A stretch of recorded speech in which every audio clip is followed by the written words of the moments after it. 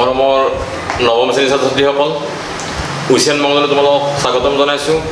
অসম মাধ্যমিক শিক্ষা পৰিষদ চমুকৈ সেবাই তোমালোকৰ নৱম শ্ৰেণীৰ আটাইবোৰ বিষয়ৰ 30% পাঠ্যক্ৰম কৰ্তন কৰিছে।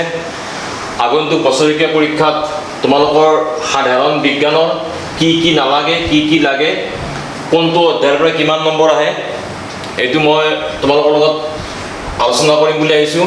তোমালোকৰ মুঠ নম্বৰ 100 থাকিব, 90 নম্বৰ ৰিটেন এক্সামিনেশ্যন, লিখা নম্বৰ থাকিব 90, অৰ্থাৎ থিয়ৰী 90 আৰু ইণ্টাৰনেট এছেচমেণ্ট বা প্ৰেক্টিকেল 10। এতিয়া কোনটো অধ্যায়ৰ কি লাগে, কি নালাগে ভালকৈ মন দি চাই যাবা। মই ইয়াত অধ্যায়বিলাকৰ নম্বৰ লিখিছোঁ, ইয়াত অধ্যায়বিলাকৰ নাম লিখিছোঁ, ইয়াত কি আমাক নালাগে, আৰু ইয়াত মই লিখিছোঁ কোনটো অধ্যায়ৰ পৰা কিমান নম্বৰ আহিব। 1 নম্বৰ অধ্যায় আমাৰ চাৰিওকাষৰ বস্তুবোৰ।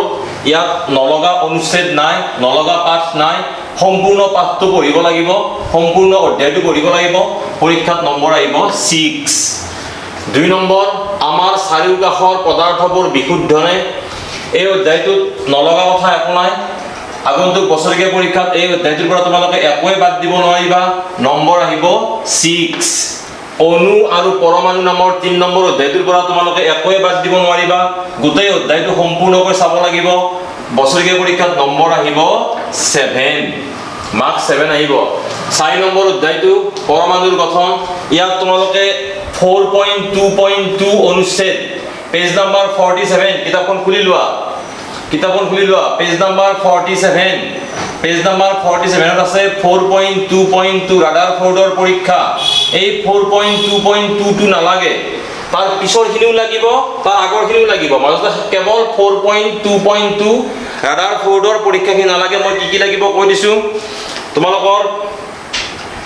4.2.1ত আছে থমছনৰ পৰমাণুৰ আৰ্হি। থমছনৰ পৰমাণুৰ আৰ্হিলৈকে ওপৰৰ গোটেইখিনি লাগিব। 4.2.2 আছে ৰাদাৰফোৰ্ডৰ পৰমাণুৰ আৰ্হি, পেজ নাম্বাৰ 47। এই ৰাদাৰফোৰ্ডৰ পৰমাণুৰ আৰ্হি, পেজ নাম্বাৰ 47, এইখিনি আমাক নালাগে। তাৰপিছত 48 পেজ নাম্বাৰৰ কথাখিনিও নালাগে। 49 পেজ নাম্বাৰত 4.2.3 বৰৰ পৰমাণুৰ আৰ্হি, আকৌ তাৰ পৰা লাগিব, কিন্তু মাজতে মাত্ৰ ৰাদাৰফোৰ্ডৰ পৰমাণুৰ আৰ্হি, মাত্ৰ 4.2.2 অনুচ্ছেদ যিটো আছে ৰাদাৰফোৰ্ডৰ পৰমাণুৰ আৰ্হি, পেজ নাম্বাৰ 47 আৰু 48 কথাখিনি আছে, মাত্ৰ এইটো নালাগে। ৰাদাৰফোৰ্ডৰ পৰমাণুৰ আৰ্হিৰ ওপৰখিনিও লাগিব আৰু ৰাদাৰফোৰ্ডৰ পৰমাণুৰ আৰ্হিৰ তলৰখিনিও লাগিব, মাজতে মাত্ৰ 4.2.2 ৰাদাৰফোৰ্ডৰ পৰমাণুৰ আৰ্হিটো নালাগে। পৰমাণুৰ গঠন অধ্যায়টো ভালকৈ বুজি পাইছা, নম্বৰ আহিব 6। ভালকৈ চাবা, এইটো ভালকৈ বুজি লোৱা। ৰাদাৰফোৰ্ডৰ পৰমাণুৰ আৰ্হিটো নালাগে, বাকী চব আগৰখিনিও লাগিব, পিছৰখিনিও লাগিব, নম্বৰ আহিব 6। জীয়ৰ মৌলিক একক, এইটো অধ্যায়ত আটাইখিনি কথাই চাব লাগিব, একোৱে বাদ দিব নোৱাৰিবা, মাৰ্কছ আহিব 6। কলা নামৰ অধ্যায়টো 6 নম্বৰ অধ্যায় কলাৰ পৰা একোৱে বাদ দিব নোৱাৰিবা, মাৰ্কছ আহিব 7। তাৰপিছত জীৱৰ বিচিত্ৰতা নামৰ যিটো অধ্যায় আছে 7 নম্বৰ অধ্যায়, সেই 7 নম্বৰ অধ্যায়টো 7.4ৰ পিছৰখিনি সম্পূৰ্ণ বাদ দিব পাৰিবা। 7.4ত উদ্ভিদ ৰাজ্য আছে, এই উদ্ভিদ ৰাজ্যৰ পৰা তলৰখিনি গোটেই বাদ দিব পাৰিবা, পেজ নাম্বাৰ 85। উদ্ভিদ ৰাজ্যৰ পৰা গোটেইখিনি বাদ দিব পাৰিবা। আমাক কি লাগিব, 84 পেজ নাম্বাৰলৈ গোটেইখিনি কথা লাগিব। ৰাজ্য, উদ্ভিদ, ৰাজ্য, প্ৰাণী, এইখিনি গোটেই লাগিব। 7.4 আছে উদ্ভিদ ৰাজ্য, আৰু উদ্ভিদ ৰাজ্যৰ পিছৰখিনি আমাক একো নালাগে। পেজ নাম্বাৰ 85ৰ পৰা পিছৰখিনি আমাক একো নালাগে, পিছৰখিনি আমাৰ দৰকাৰ নাই। ইয়াৰ নম্বৰ আহিব 7। 8 নম্বৰ অধ্যায় গতি, একোৱে বাদ দিব নোৱাৰি, সম্পূৰ্ণ চাব লাগিব, মাৰ্কছ আহিব 8। 9 নম্বৰ বল আৰু গতি বিষয়ক সূত্ৰসমূহ, একোৱে বাদ দিব নোৱাৰিবা, গোটেই অধ্যায়টো চাব লাগিব, মাৰ্কছ আহিব 10। 10 নম্বৰ অধ্যায় মহাকৰ্ষণত 10.5 যিটো অনুচ্ছেদ আছে হেঁচা আৰু চাপ, পেজ নাম্বাৰ 138, কিতাপখন ওলাই লোৱা, পেজ নাম্বাৰ 138, হেঁচা আৰু চাপ। সেই হেঁচা আৰু চাপটোত বাহিৰে, হেঁচা আৰু চাপত বাহিৰে বাকী গোটেইখিনি কথা লাগিব। তাৰ আগত আছে তোমাৰ চন্দ্ৰত বস্তুৰ ওজন, সেইখিনিও লাগিব, মাত্ৰ হেঁচা আৰু চাপৰ পিছৰখিনি নালাগে। হেঁচা আৰু চাপটো আছে 138 পেজ নাম্বাৰ লিখি দিছোঁ মই। হেঁচা আৰু চাপ 138 পেজ নাম্বাৰ, 10.15 অনুচ্ছেদ হেঁচা আৰু চাপ। এই হেঁচা আৰু চাপকে ধৰি পিছৰখিনি নালাগে, আগৰখিনি পুৰা লাগিব।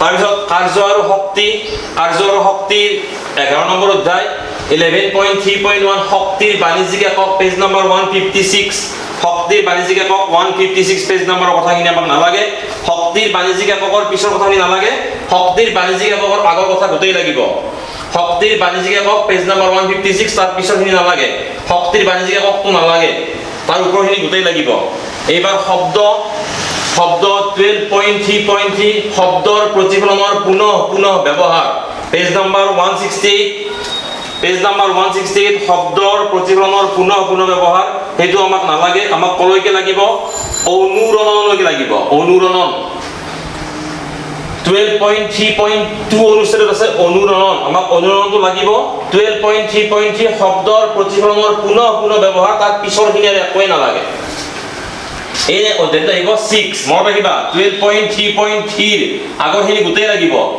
আৰু 12.3.3 ধৰি তাৰ পিছৰখিনি আমাক একোৱে নালাগে আমি অসুস্থ হওঁ কিয় এইটো অধ্যায় সম্পূৰ্ণ বাদ দিছে ইয়াৰ পৰা নম্বৰ আহিব 0 নম্বৰ নাহে মই লিখি দিছো 0 লিখিছো নম্বৰ নাহে কাৰণে এইটো পৰীক্ষাত নাহে আমি অসুস্থ হওঁ কিয় প্ৰাকৃতিক সম্পদ এইটো 14.4 জৈৱ ভূ-ৰাসায়নিক চক্ৰ পেজ নম্বৰ 196 গতিকে পেজ নম্বৰ 196 হলে তোমালোকে পেজ নম্বৰ 1 ভূ-ৰাসায়নিক চক্ৰৰ পিছৰখিনি সম্পূৰ্ণ বাদ দিব পাৰিবা ভূ-ৰাসায়নিক চক্ৰৰ পিছৰখিনি সম্পূৰ্ণ বাদ দিব পাৰিবা কি চাব লাগিব 14.3 মাটিত খনিজ লৱণৰ প্ৰাচুৰ্যতা সেইটো পাঠ চাব লাগিব পেজ নম্বৰ 196 ওলাই লোৱা 196 আছে জৈৱ ভূ-ৰাসায়নিক চক্ৰ এই জৈৱ ভূ-ৰাসায়নিক চক্ৰৰ পৰা পিছৰখিনি আমাক নালাগে জলচক্ৰ নাইট্ৰজেন চক্ৰ এইবিলাক আমাক কিছু নালাগে 14.4 আছে জৈৱ ভূ-ৰাসায়নিক চক্ৰ এই জৈৱ ভূ-ৰাসায়নিক চক্ৰৰ ওপৰখিনি গোটেই লাগিব আৰু তলৰখিনি আমাক একো নালাগে আৰু জৈৱ